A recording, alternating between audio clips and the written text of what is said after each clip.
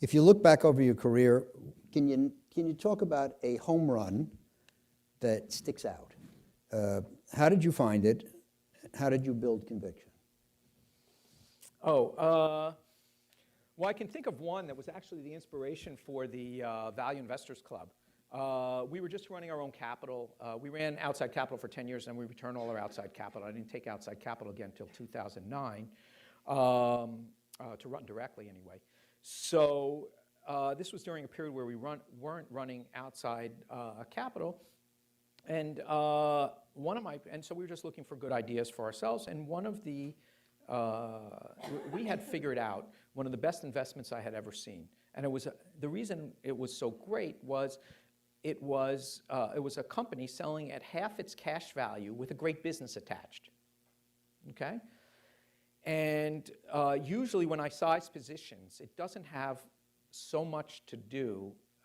My largest positions are not the ones I think I'm going to make the most money from.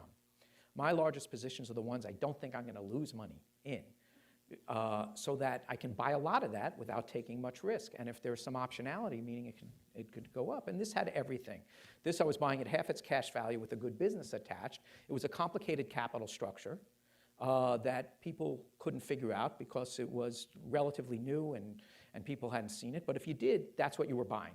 You were buying something at half its cash value with a good business. So obviously we bought a lot of that. And we thought, oh, we're so smart. We're one of the only people out there who's found this. And then my partner found on a Yahoo message board of all places someone who had figured this out in all its complicated glory.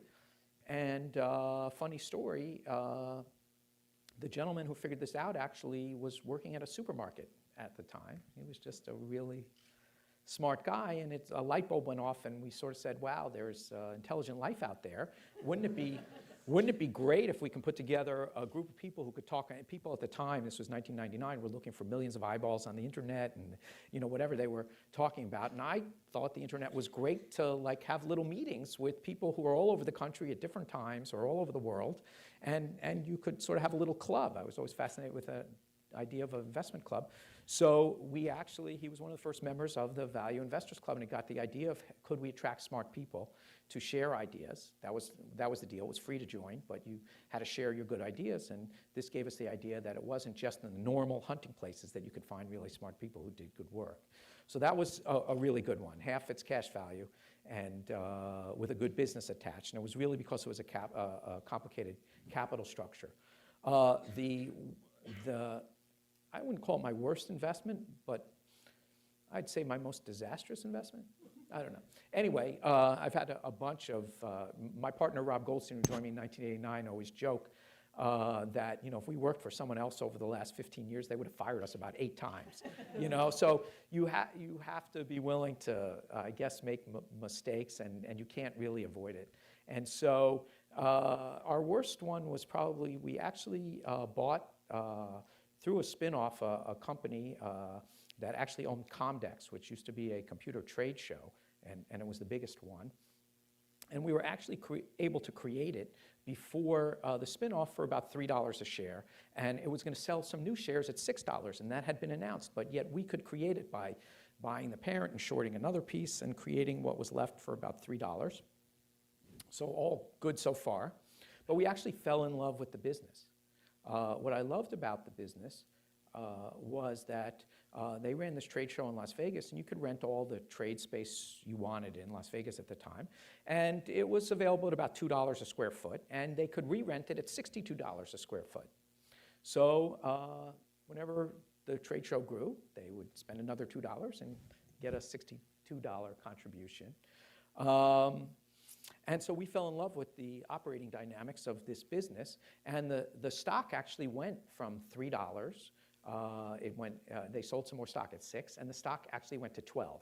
And we had a really large position at $3. The reason for that is that we thought we could get out right away at $6. We did not get out right away at $6 because we fell in love with the business. It went to $12, so it sounds good so far.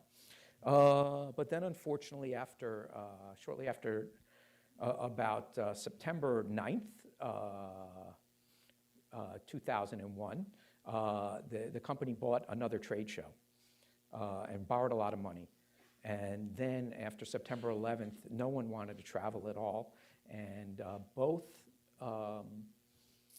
trade shows really went downhill. And everyone knows about financial leverage, meaning, hey, you borrow a lot of money, you pay your money, you take your chances, you put up $1, you borrow 9, that's a risky investment. So this is how I learned about operating leverage, which is when you lay out another $2 and collect 62, when the sales go down, right? When you lose $62 in revenue, 60 of your profits just evaporated. And it drops immediately to the bottom line. That's called operating leverage. So that was my lesson in operating leverage. The stock, I think I got out at a little over 1 or so. So, things happen. It's a lesson in concentration. It's a lesson in operating leverage. I learned a lot of things, and I can still safely say I'm always learning. I'm always making a new mistake.